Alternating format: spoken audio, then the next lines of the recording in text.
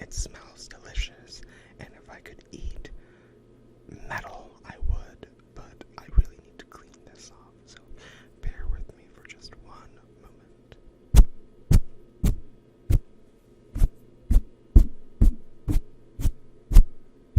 God, it's just disgusting and saucy. Microphone is absolutely filthy.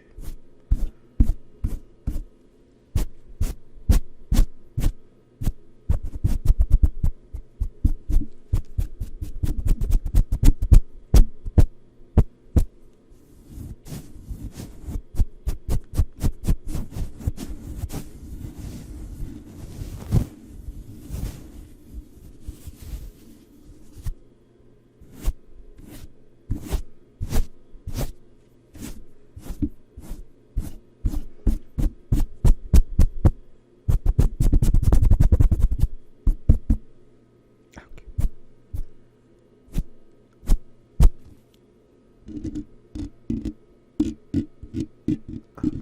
I think I've gotten all the bits out. Alright, yeah. It's fairly clean. It's fairly clean now. So, like I said in this video, as a part of my Fundamentals of Human Anatomy and Physiology video series, I am talking about the anatomical makeup of our muscles. But before we continue, please remember to like. That's not a thumbs up. There we go, yeah. Please remember to like, comment, and most importantly, subscribe to the channel. Liking the video helps other people know that y'all enjoyed the video and found it relaxing and found it calming and educational and enjoyable, all of the things that I've intended for my videos to provide. Commenting on the video gives me feedback of what you liked, what you didn't like, and one of the added benefits of how YouTube has it set up, which is very nice, is that it creates a sort of not de facto but automatic discussion board where y'all can talk amongst yourselves as well and exchange ideas, especially between people who would otherwise never ever come across one another, be it for geographical reasons or otherwise. And please subscribe to the channel. Subscribing to the channel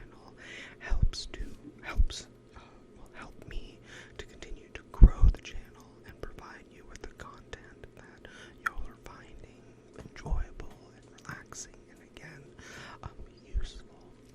And one thing I wanted to mention, please be sure if you're watching this video, watch all of the videos or watch all of the other videos as well. That's going to help me considerably in terms of making sure that the channel continues to grow. Alright. So like I said, in this video, we are talking about the anatomical makeup of our muscles. So, think of things this way. Imagine every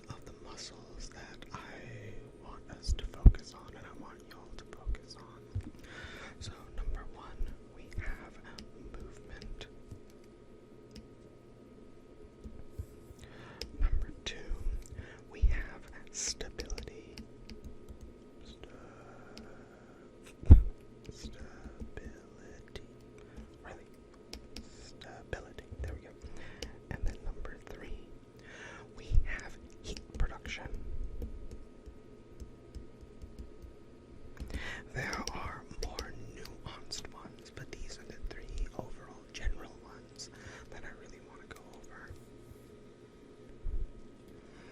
So, when it comes to our muscles, we can think of them as the movers and shakers. Movers and that's shakers.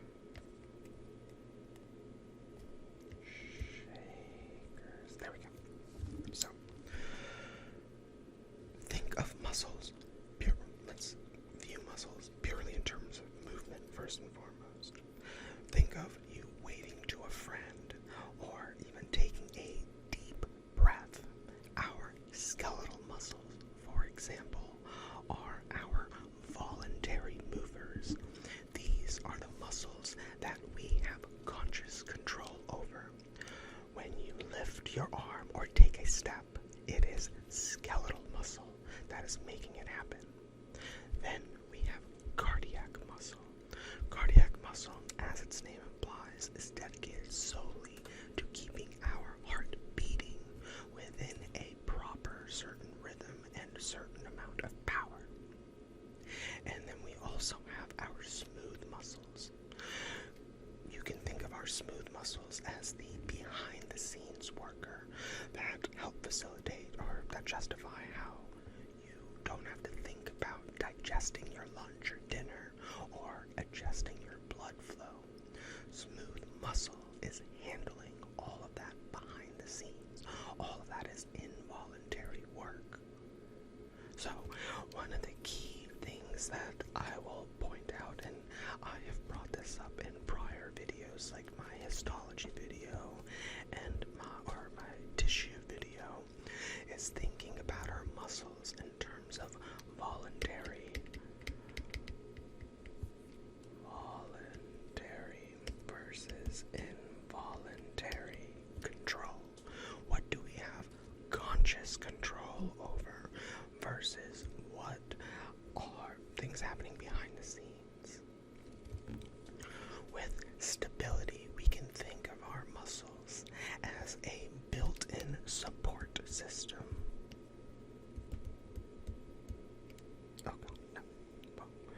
Support system. There we go. So, our muscles are very important in making sure that we remain balanced, sort of like in a one large human-shaped sized suspension system. It's important in stabilizing our joints. It gives us our overall sense of balance as well as our posture. Our muscle stability allows us to stay upright, allows us to stay still or hold still, especially when you're asked, stay still. And we can perform tasks that require either gross control or fine control, like slapping someone versus delicately performing microvascular surgery. Think of also the ability to balance or stand on one foot. That is happening as a result of a concerted effort of multiple muscles, our nervous system, again, all working overtime to make sure that you don't just tip over in one direction or another. And a natural extension of this is think of gymnasts. Gymnasts have such a fantastically developed sense of internal muscular stability. And it is because of the honing and the grinding and the development of that relationship between the nervous system and our muscular system. And in addition to stability and just general movement, we also have another key function, which is heat production. And this is one that most people just either don't necessarily think of, or once I start talking about it, it should make more sense. Think of our muscles as being a constant furnace. So, after a good workout, for example, we are exceptionally hot. Or most people are going to be exceptionally hot, unless you are a psychopathic, world-class athlete with genetics that put all of us to shame. You're an outlier. We're not talking about you and everyone hates you or loves you. Doesn't matter. In most people's cases, if you work out, and after a good workout, you're going to be pretty hot. You're sweating. Our muscles have generated a lot of heat as they contract. This process is known as thermogenesis. Genesis. The prefix meaning heat, genesis meaning production or to give rise to something. And this is important for ideally helping to keep our overall body temperature stable. Now think of a more common example that hopefully will make a lot more sense to you guys. Think of what happens in the cold. So when you are cold, you start shivering. And that is so that our muscles are working in concert with our nervous system to try to increase our core body temperature as our teeth chatter, our jaws chatter, and our muscles rapidly contract and relax, and again we just start shivering. We generate what is known as shivering thermogenesis. Again, the goal is to make sure that we are generating the right level of heat to keep our core temperature stable. Core temp stable. We do not want to become too low, and we do not want it to get too high. Now let's talk about the makeup of our muscle connective tissue, the framework, if you will, that keeps our muscles together. So, makeup of muscle connective tissue. So, there we go. Yeah. So, when we're thinking about our muscles are not just free floating strands, strings, whatever. They're a very highly organized structure, but they have to be put together in a way so you can think of our muscles sort of as like a lasagna, if you will. Or lasagna if you want to be silly. In terms of our muscles are going to be wrapped in fibers. Each muscle fiber is wrapped in a connective tissue layer that helps give it structure, strength, and flexibility. And these connective tissues are more than just wrapping. They also help to distribute force while making sure that the muscle doesn't just fall apart or rip apart, especially during extreme contraction events. So there are three major layers of connective tissue to be familiar with. We have our endomysium.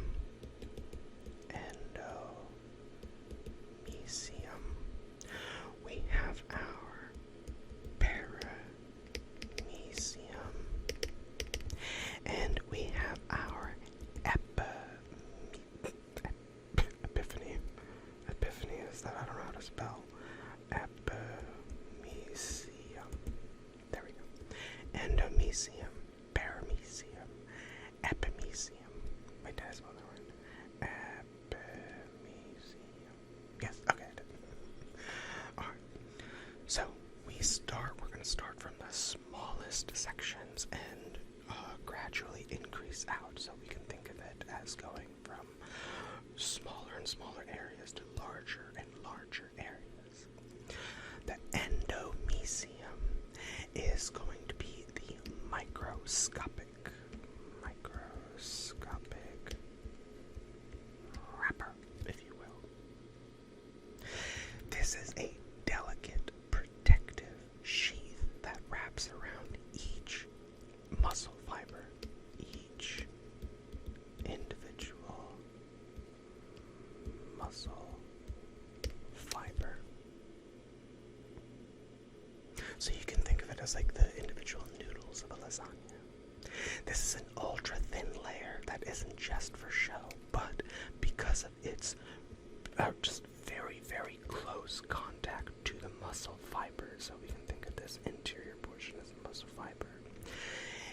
sense that we're going to have blood vessels and nerves connecting here, because that helps it to, again, be in very close proximity to those muscle fibers. And so that way we can make sure that all of our muscle fibers are individually getting a good supply of oxygen from the blood vessels, but they're also getting the instructions needed from our nervous system. We can think of our paramecium as the fiber bundler. So with that, we can think of it as, again, just it is a bundler.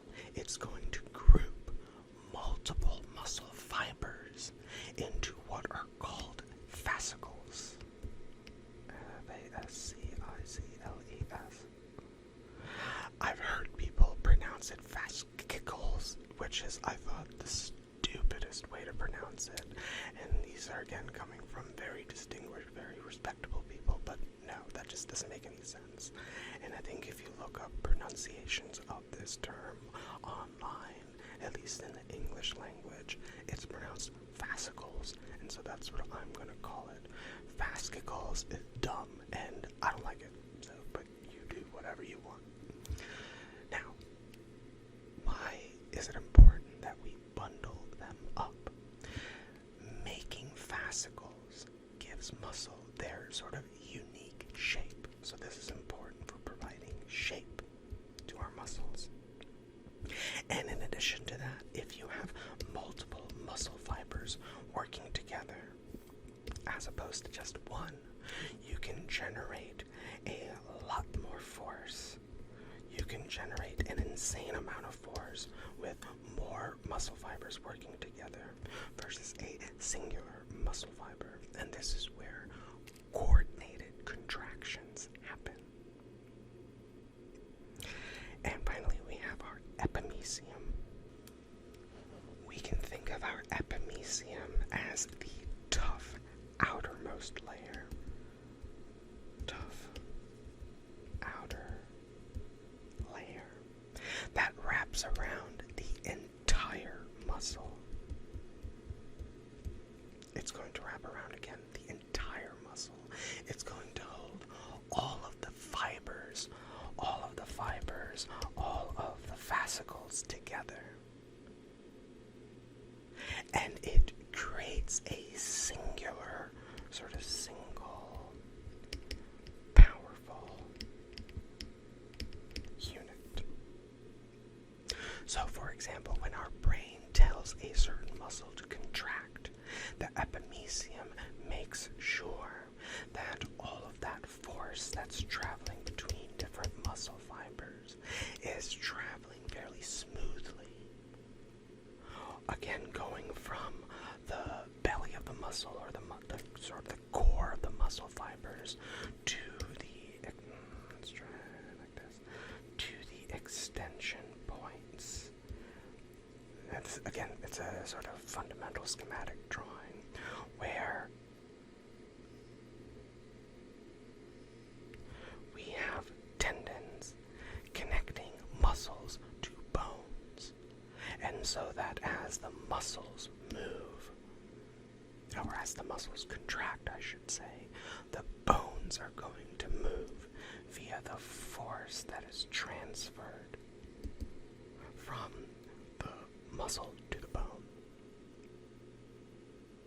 Okay, I hope that makes sense to everybody. Excuse me, before we continue, I just wanted to grab a quick drink of water.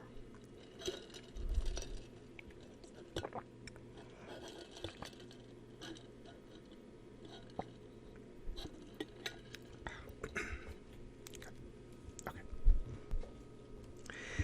Now let's talk about the makeup of our muscle shapes. Makeup of muscle shapes. So, a lot of us have this understanding of how muscles are based off of what we see in the mirror or what we see in media, especially if you are not in the health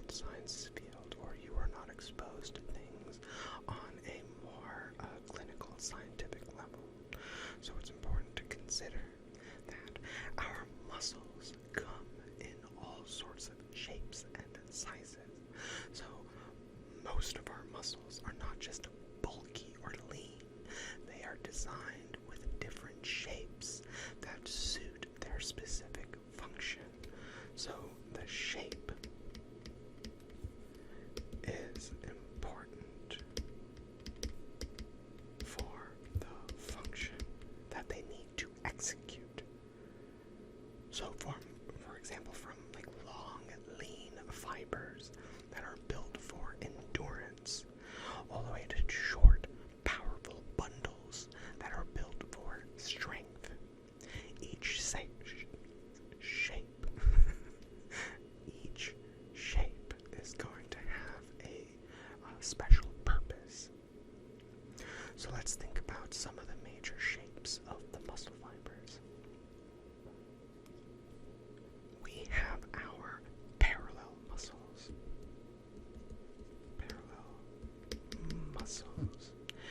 We have our pennate muscles. We have our convergent muscles. We have our circular muscles.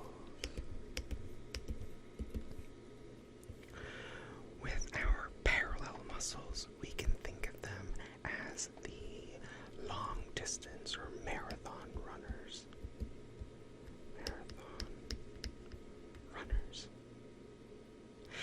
They are going to be long, strap-like muscles with fibers that run, again, like its name says, parallel, or in parallel lines. So think of our muscles like the sartorius muscle, the sartorius being the longest muscle.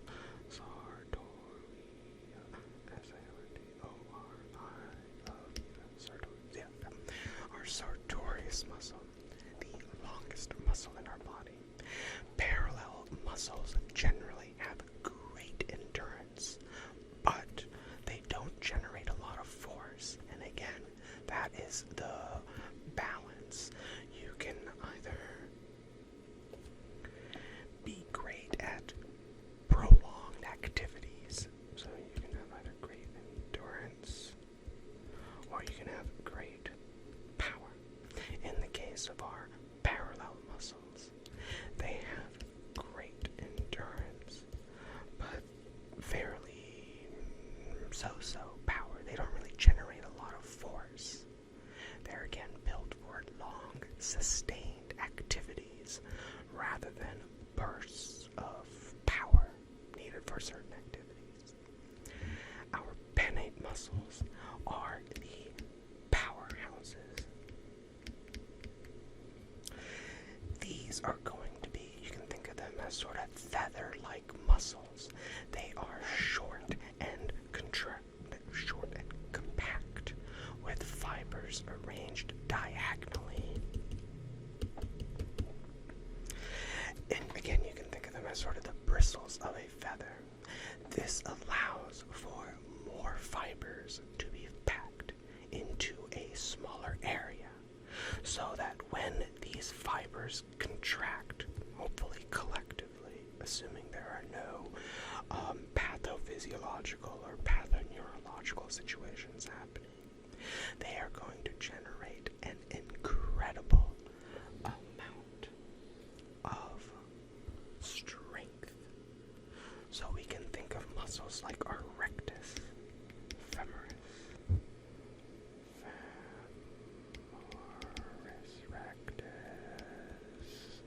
femoris muscles in our thigh that are again a pennate muscle. They are a pennate type muscle. That's going to be important in giving us the power we need for activities like jumping or sprinting. Again, pennate muscles are all about power in small spaces.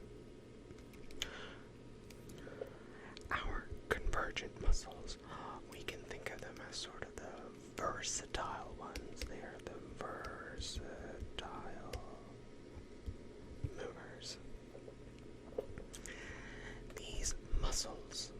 are going to be converging, as the name implies, toward a single point.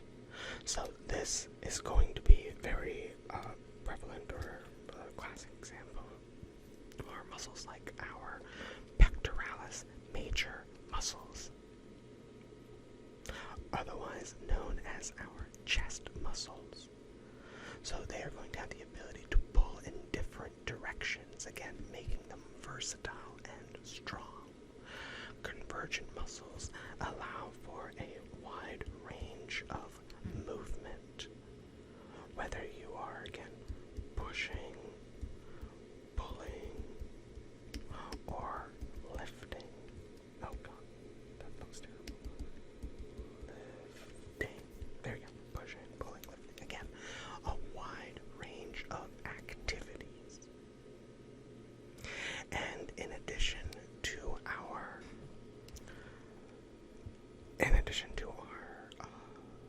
prior three muscles, we also have our circular muscles. Our circular muscles we can think of as our we can think of our circular muscles as the gatekeepers. So our circular muscles, we can otherwise or more properly refer to them as our sphincters. Sphincters.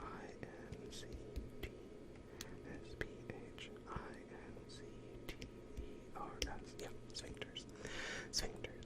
So you can think of them as sort of a ring of muscle fibers arranged again in a circular pattern. Let's erase some of the stuff in the middle. Yeah, okay. Yeah, sure, that works. So again, these are muscle fibers that are arranged in a circular pattern, running parallel to one another in that circular pattern.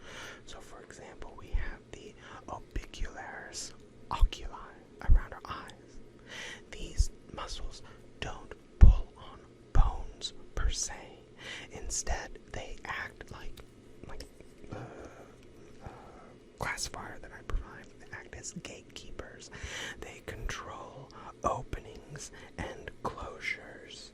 So if we want something to pass through, these gatekeepers, if they're contracted, they make the tunnel look sort of like this. Boom. And boom. There. Yeah, sure. Oh, oops. Like that. Yeah. Okay. Again, that's when the muscle is contracted. But when they're relaxed, instead, you're going to see the muscle.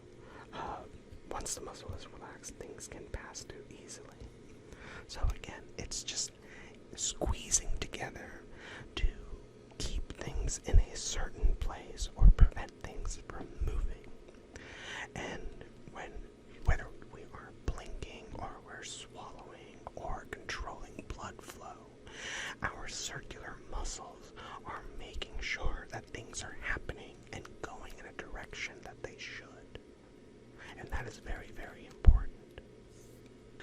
Let's continue with talking about the makeup of our muscle attachments.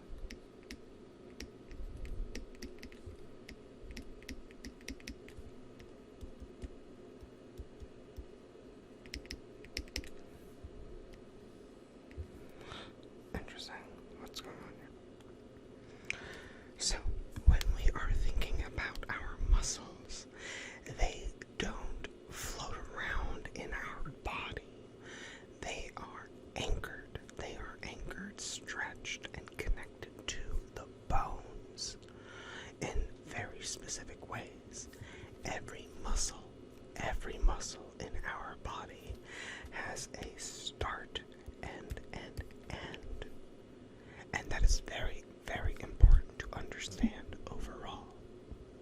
And we refer to these as the origins and insertions. These points, again, if we think about it from an origin and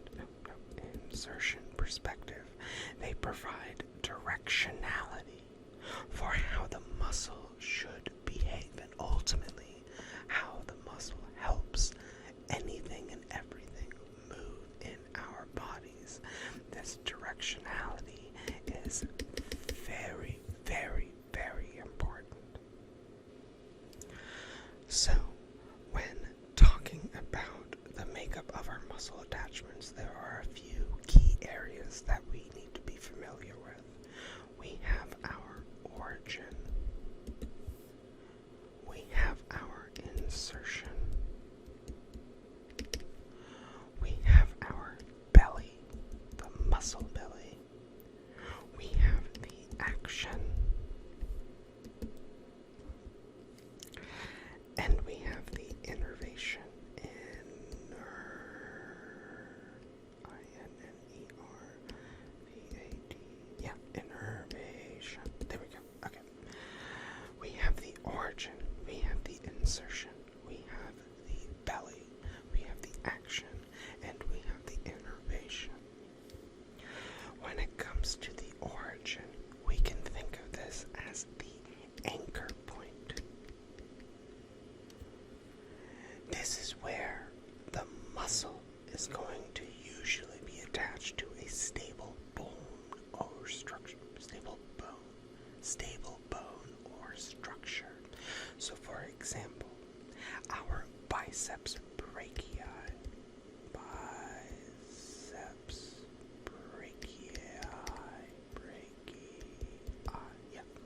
Our biceps brachii has an origin on the scapula. That's the shoulder blade, or otherwise known as the shoulder blade. So you can think of our origin, or muscular origin, as the muscle foundation, providing a stable, starting, anchoring point for contraction. The insertion can be thought of as the point of movement. So it is the point of movement. There we go. So when we think about the point of movement, think about where the muscle attaches to the bone that moves. So, for example, when a muscle contracts, the insertion is pulled toward the insertion. The insertion is pulled toward the origin. Sorry. So if we have the origin versus the insertion, generally, the rule is that let's assume that this line represents the muscle. When this contracts, it's going to pull this insertion point toward the origin point. Not necessarily in the circumferential way, but again, the point is to show that we are pulling the I toward the O. In the biceps, for example, the insertion is on the radius, one of the bones of our forearm. This is the point where all of action happens, and it's the insertion that makes movement ultimately possible. Now let's think about the belly, or the heart of the muscle. We can think of this again as the heart of the muscle. The belly, insofar as any muscle is concerned, is generally the thickest central part of the muscle that contracts and expands. We can think of it as the power generator. Power generator.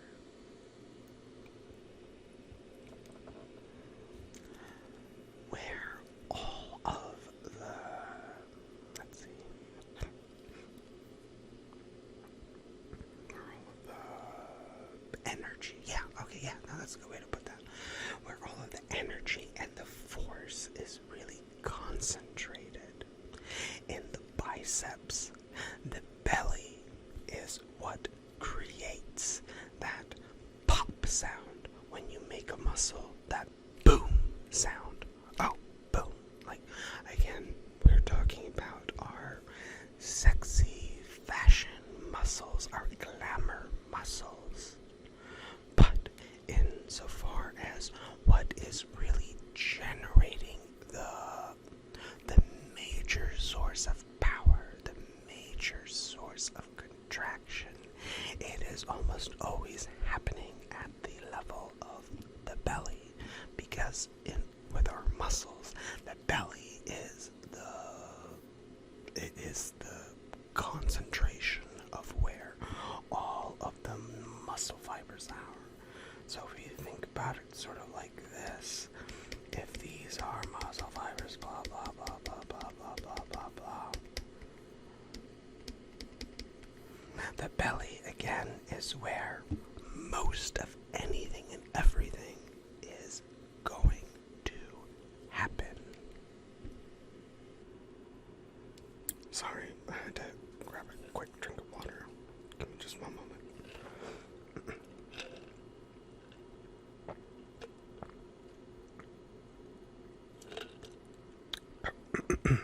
Okay, there we go.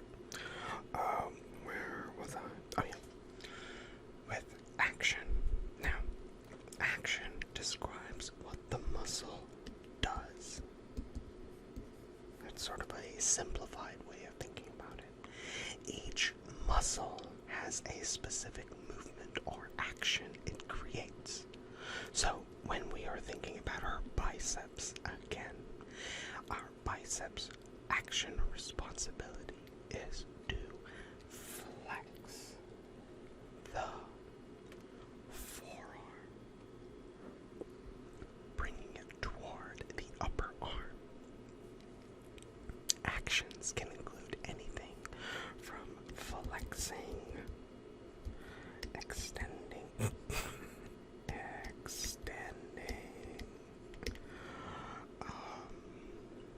rotating, and even stabilizing. And stabilizing. There we go. So all together, the goal is that each of our muscles are providing one particular action or one particular function versus another. When it comes to innervation, we can think of it as the command center. Command center. So when I say command center, I mean that when we have innervation, we know that our nervous system has a specific goal in mind insofar as how it is communicating with our musculature, and then ultimately what it wants our musculature to do. Our nerves are going to carry signals from our brain to the muscle, telling it when to contract and relax. That is one of and I think this is something that most people don't necessarily realize. All muscles in our body, every single muscle in our body, the only activity they can participate in is either contraction or relaxation. Relaxation. Oh God, relaxation. There we go. That is how every single muscle fiber in our body behaves. What dictates whether or not something is contracted or relaxed is almost entirely based off of what our nervous system wants and dictates. So that is something that's a very sort of a core concept to keep in mind. Innervation is absolutely essential. And insofar as conscious control is concerned, as I've discussed previously, both in this lecture as well as previous lectures, when it comes to our skeletal muscle, which is under entirely voluntary or conscious control, if we do not have conscious control over our ability to contract our muscles or raise our hands, this, that, and the other, there's some sort of damage that occurs, then there is a massive, let's call it a blockade that occurs between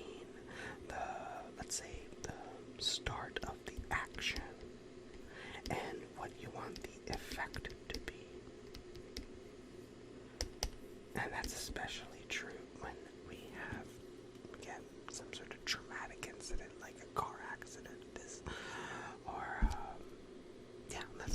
Let's keep it in like a car accident type situation. But we will talk more about this in my nervous system series of videos. Now let's talk about the makeup of muscles working together. So, makeup of muscles working together. So, what do I mean by that? Let's think about a situation, for example, where you are picking up a glass of water. You are picking up a glass of water so smoothly without spilling a drop. Or let's think about it when you are remaining balanced, especially when you are leaning forward or turning your head. All of this is thanks to our muscles working cohesively in a concerted effort to make sure that one muscle works with another, one muscle appropriately works with another muscle, one muscle appropriately works against another muscle, so on and so forth. Muscles, by and large, pretty much, like for our purposes, there is no muscle in our body that works independently. All muscles in our body, again, this is a generalized statement, all muscles in our body are team players. They work to make sure that we are generating enough power, precision, and control. Power, precision, and control. So, what are the ways in which they do this? And we describe this in terms of the sort of primary actions of a muscle. There are sort of 4 overall muscle action classifications or how we should be thinking about it. We have our agonists. We have our antagonist.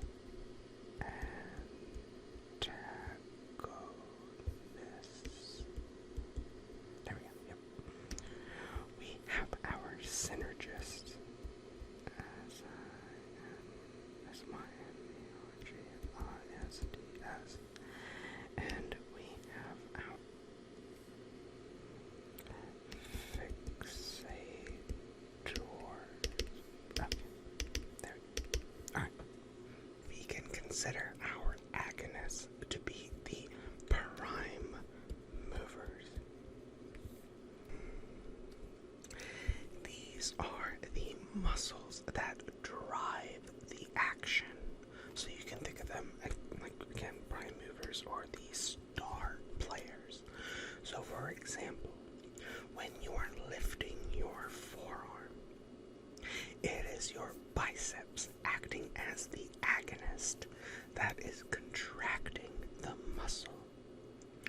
Agonists are responsible for the main movement, giving it both direction and generally force.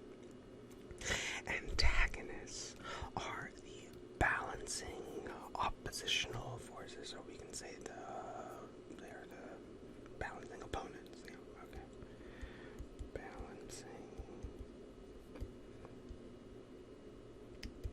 Balancing opponents.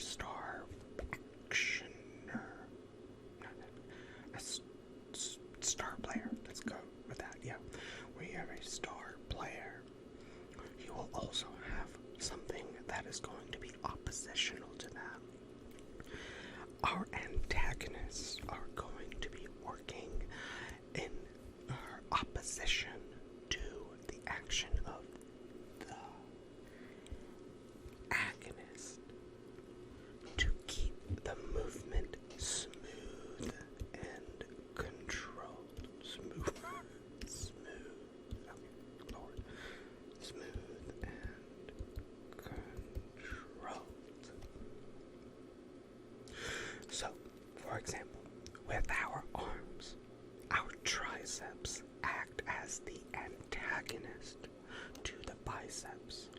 So triceps, triceps are antagonistic to our biceps.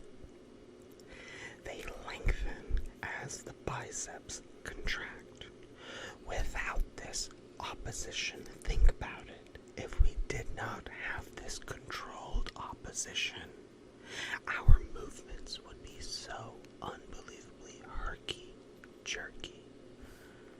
Believe me, herky-jerky.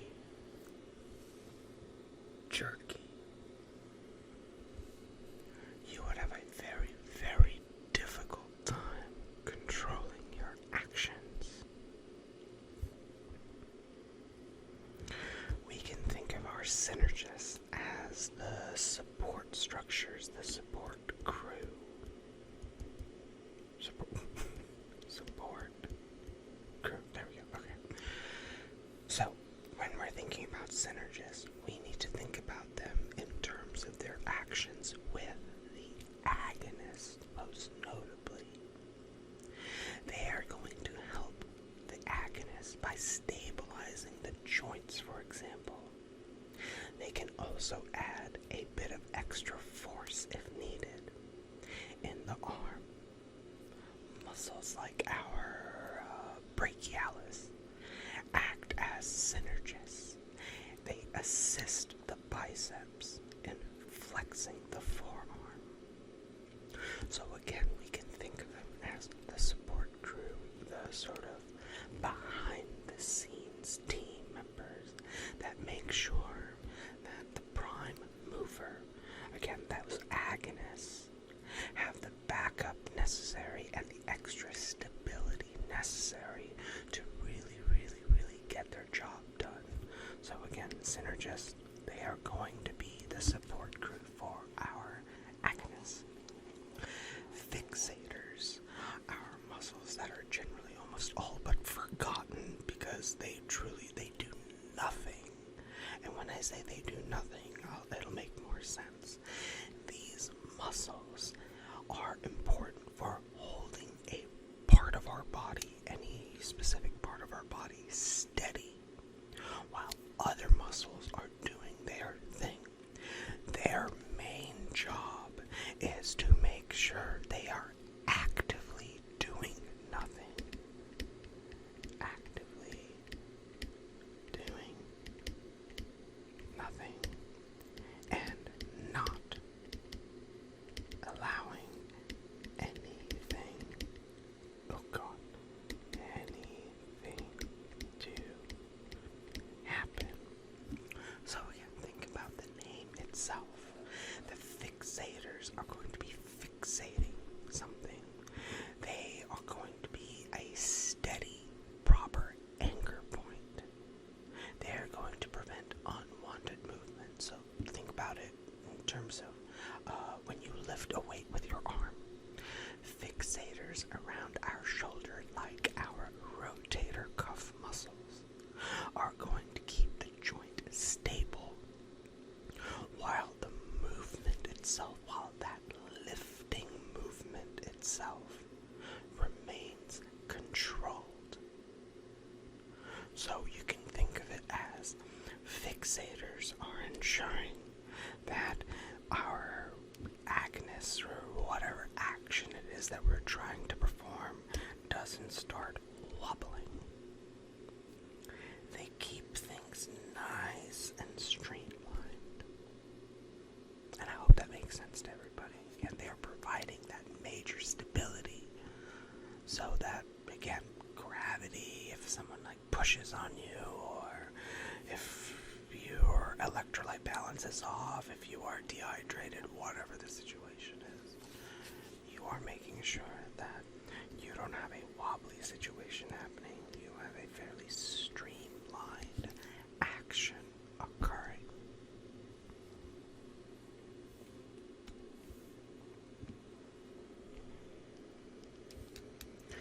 Now let's talk about the makeup of muscle proximity.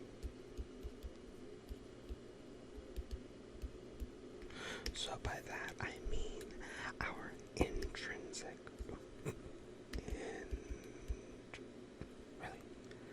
intrinsic versus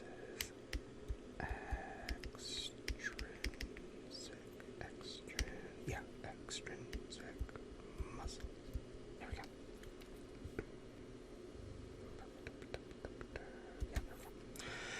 So what do I mean by this?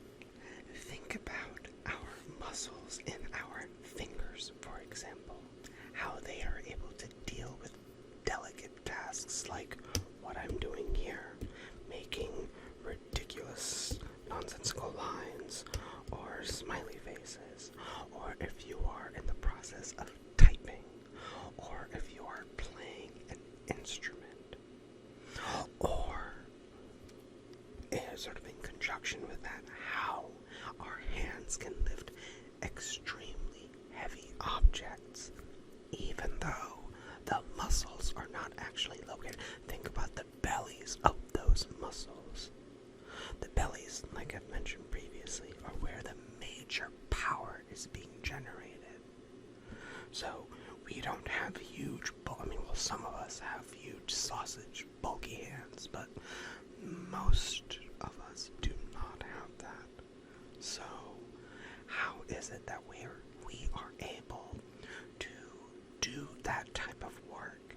And that is entirely contingent on our intrinsic versus our extrinsic muscles. So between the two, we can think of our I just wrote this. Intrinsic.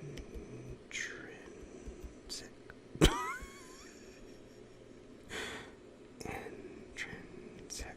I'm actually not looking at it before. Okay. Our intrinsic muscles can be thought of as the local workers. Our extrinsic muscles. Extrinsic. Our extrinsic muscles can be thought of as if they're local, these can be thought of as the distant workers. Distant workers.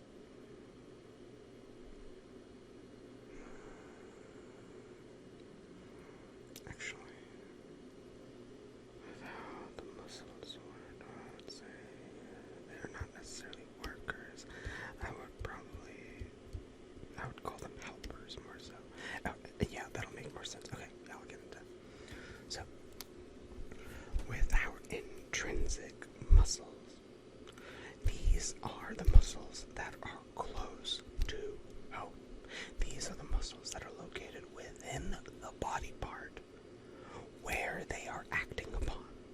So, for example, if we go back to our hand, the tiny muscles within our hand are intrinsic muscles, allowing us to make those fine, precise, intricate movements. So that is exceptionally important for fine motor control or regulated control. For example, what we see with writing or playing a musical instrument or doing any sort of detailed work. Intrinsic muscles are important for providing dexterity that allows us to control and ultimately adjust our fingers and in a very nimble fashion. It allows us to have nimble fingers, if you will. Yeah, that makes sense. Okay. Now, with the extrinsic muscles, I call them distant workers. It's probably better to call them helpers, if anything. So these muscles originate outside of the body part where they are moving and specifically where the work is happening. So they ultimately originate, again, outside the body part, and they work from a distance. So think about it in terms of our fingers. The muscles that power big movements, like heavy, powerful movements, actually originate in our forearm. So when we lift or grip something, it is the extrinsic muscles within our forearm that are doing that heavy lifting. Extrinsic muscles allow for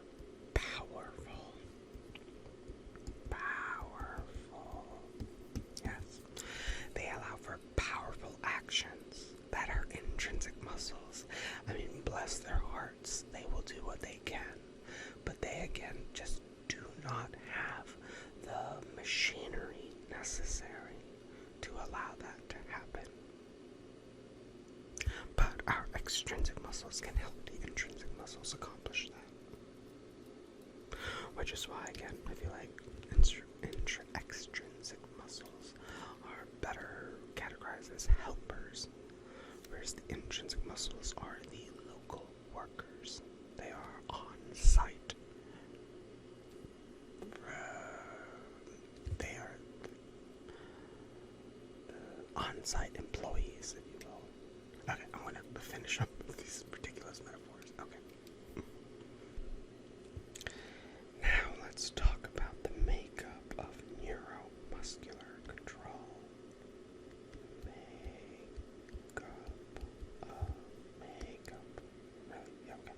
Makeup of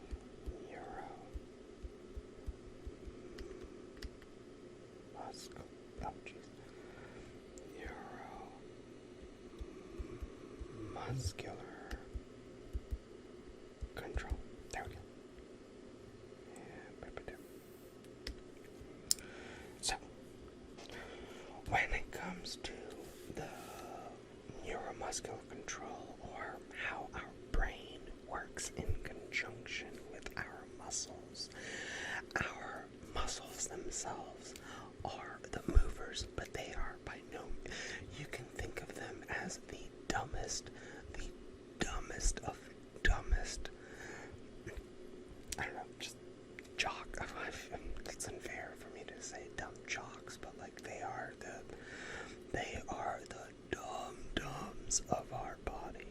The dum-dums of our body. They are not able to make decisions independently. They are just not the decision makers. Every single muscle action in our body, and I need to emphasize that, every single muscle action in our body requires some sort of command. For our purposes right now, we will just say that command comes from our brain. So altogether, this the relationship falls in a sort of intricate network of nerves and blood vessels, so on and so forth. But ultimately, it's the nerve that supply our muscles, and these nerves provide the instructions to the muscles, letting them know when to contract, relax, and ultimately react to something, either by contracting or relaxing. So if you think about it in terms of a sort of functional diagrammatic perspective, if this is our nerve and these are muscle fibers and blah blah blah, the nerve or the neuron will tell the muscle fiber whether or not it should contract or whether or not it should relax, again depending on what the circumstance is. So when it comes to neuromuscular control, we can start with, for simplicity's sake, we can think about it as starting from the brain. So at the level of our brain, we are making thoughts, or we are creating instinctual sparks or electrical signals. These signals are traveling down our spine.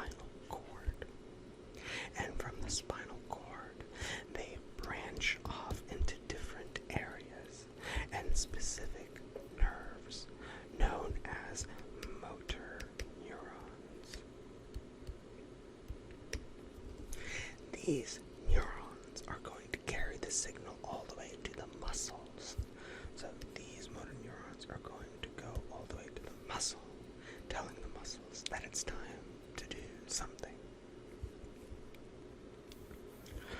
When it comes to these connections, we can think about we can think about it in terms of recruitment, so keep that word in mind. Every muscle is going to be connected to a motor neuron, but not all of our muscle fibers are going to respond at once. So again, keep that in mind. All muscle fibers are each neuron.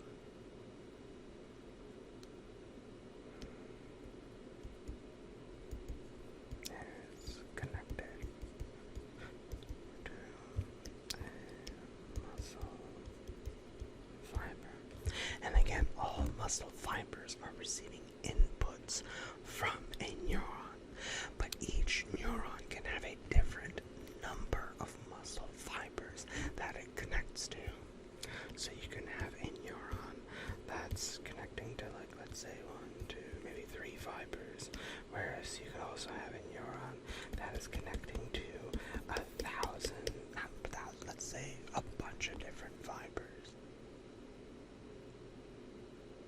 So every single time this neuron functions, it's going to activate, or let's say for our purposes, it's going to cause this number of muscle fibers to contract, whereas this particular neuron is going to cause this huge number of muscle fibers to contract.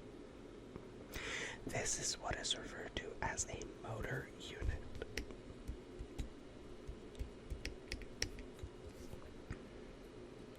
Smaller motor units are going to control fine movements like typing or what I'm doing here,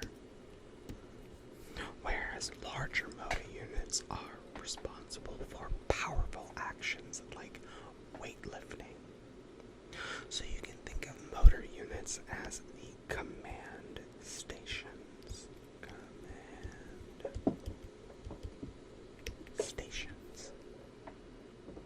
And each one has a coordinated set of activities to do with a certain number of muscle fibers. There is something known as the NMJ, or the neuromuscular junction. This is the connection point between the muscle and the nerve. It is at this point where the nerve signal reaches, again, that junction. It's going to release certain chemicals known as neurotransmitters that ultimately spark an electrical response in the muscle. This spark is what makes the muscle contract. So you can think of it as sort of like a switchboard where each nerve signal turns on specific parts of the muscle. So, for our purposes, we can think of it as it is all about precision and timing.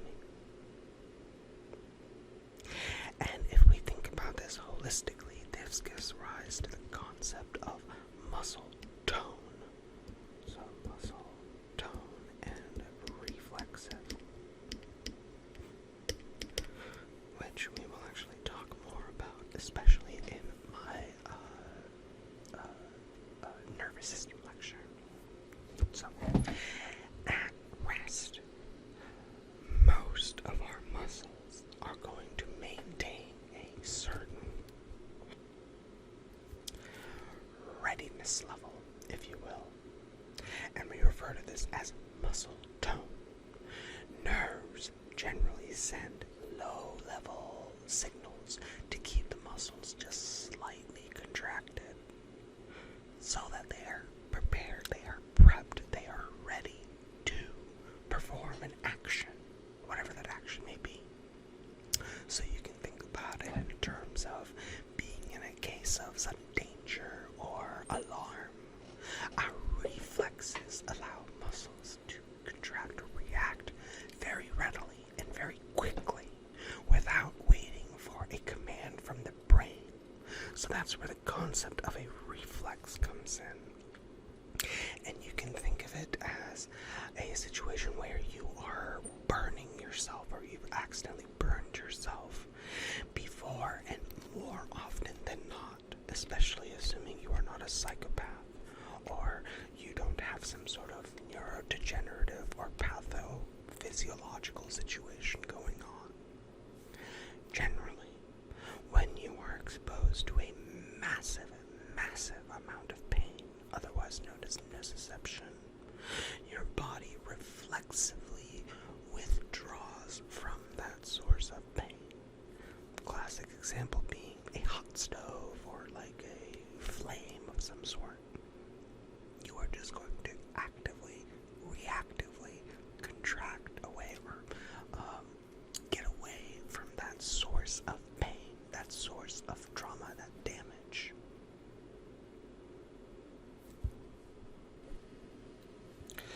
The final thing I wanted to talk about in this lecture, this video, is the makeup of muscle names.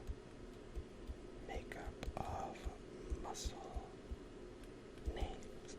And this is going to be very important, especially if we want to recognize patterns and easy ways to identify things. So, when it comes to our overall muscle names, a lot of them can sound very, very intimidating. But if we again think about things, or if we try to break the names down and think about things in terms of nomenclature patterns, we can more often than not, usually I'll say you have a pretty good chance of at least figuring out where something is located, what something does, or even what it looks like. And all of this depends on Latin roots. So, we have our location-based names. Location-based names. We have our shape-based names. We have our size-based names.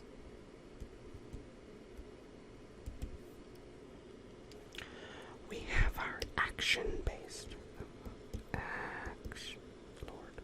Action-based names.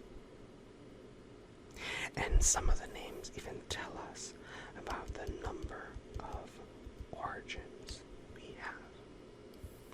So let's start off with thinking about things from a location-based perspective. Many muscles will tell us exactly where they're located. So for example, think of our pectoralis muscle. Our pectoralis muscle comes from the term pectus, meaning chest in Latin.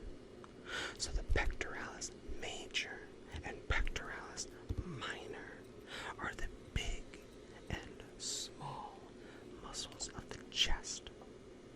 And in the same vein, our gluteus maximus is going to be the biggest muscle of our glutes, or our backside, or our butt cheeks. When it comes to shape-based names, we can think about things, again, it's just as probably a little bit more complicated than location-based names. The deltoid, for example, gets its name from the Greek term delta. Deltoid gets its prefix. Again, we'll say the overall name gets the name from delta. A delta looks like a triangle. The deltoid is a triangular shaped muscle on our shoulder. We also have the trapezius muscle. The trapezius is a large trapezoid-shaped muscle in our back. So again, the muscle names can also tell us what the shape will possibly be as well. When it comes to sizing, this is probably one of the easiest ways to think about things, because we have terms like major and minor. These are two of the classic ones.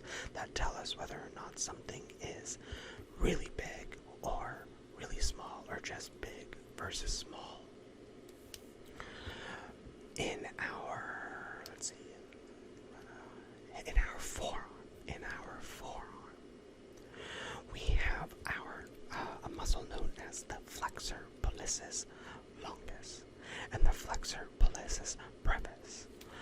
Longus versus brevis. Longus is going to mean long, and brevis, think of brevity, keeping something brief. It's going to mean short. So again, the names themselves, especially if there's a multi-worded name, is probably going to give you some pretty solid insight into what the muscle size at the very least is. When it comes to actions, let's think of, and I just mentioned the flexor pollicis longus and flexor pollicis brevis. Think of the first term in that, the flexor. So we have flexor muscles and we have extensor muscles. So flexors and extensors. Flexors, just like the name implies, is going to be important for flexing or bending, whereas extensors are going to be important for extending or straightening. In our jaw, we have the masseter muscle. Mastication, or masseter muscle, comes from the name of the ability to chew. So that's another sort of useful way to remember. Mastication is the process of chewing. The masseter muscle is the muscle responsible for helping us to chew. So I hope that makes sense to everybody. And then finally, we have a way of thinking about things in terms of the number of origins. So some of our muscle names will even tell us where or how many heads we have, or the points of origin. So think of the biceps brachii. Biceps brachii means that we're going to have two heads. That's why, think of again, biceps. There are two biceps. Whereas the triceps brachii,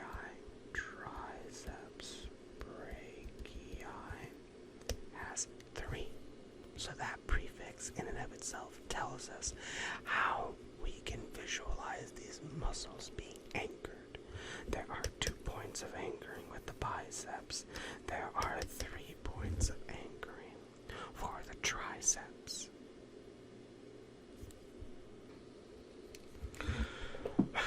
That finishes everything that I wanted to talk about insofar as the makeup of our muscular anatomy is concerned. I may add another video where I'm talking more about the specifics of certain muscles.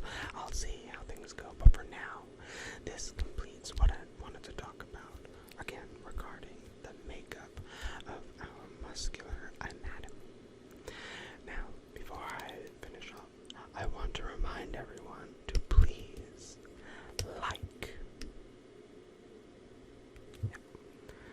comment,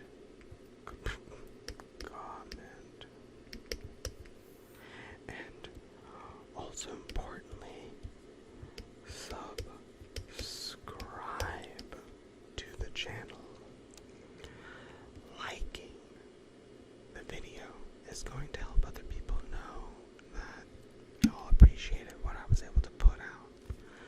Commenting on things, even if you are happy or sad or angry, whatever. I want to hear from you guys, because that will help me know if I'm doing something right or if I'm doing something wrong. And one of the nice benefits of how YouTube has things set up, it creates a sort of discussion panel where y'all can talk amongst yourselves. And this is especially useful if there is absolutely no reason for any one of you to come across one another, especially if there are geographic distances or limitations involved. So it's a great way to get to know people and hopefully become friends with people that you would never otherwise come across in your life.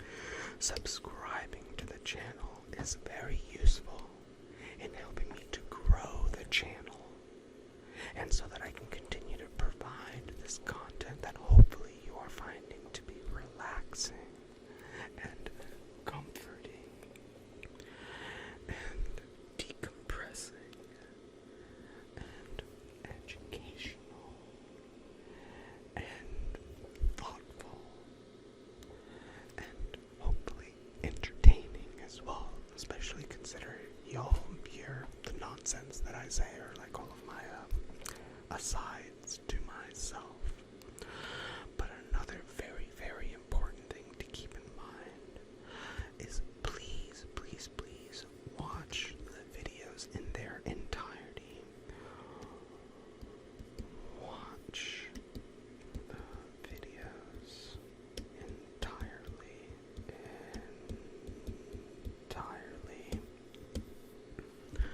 And please, I hope if you like this video, for example, please take some time and watch the other videos as well. All of this is going to help to build the channel so that I can continue again to provide you with great content, educational content, useful content, comforting content, relaxing content. Did I say relaxing already? I don't think I did. But nevertheless, please do all these things. And at the end of the day, I hope you've taken something very, very useful away from all of this. And assuming you are still awake and I haven't caused you to pass out, which is also very, very, that means a lot to me, that I was able to make you pass out or just go to sleep or relax or whatever.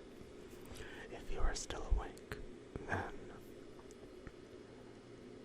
doing these things will help me out a lot and help the channel out a lot. So, I think that's it as far as what I wanted to talk about. So, please again remember to like, comment, subscribe, watch the videos in their entirety, and watch my other videos as well. And hopefully, again,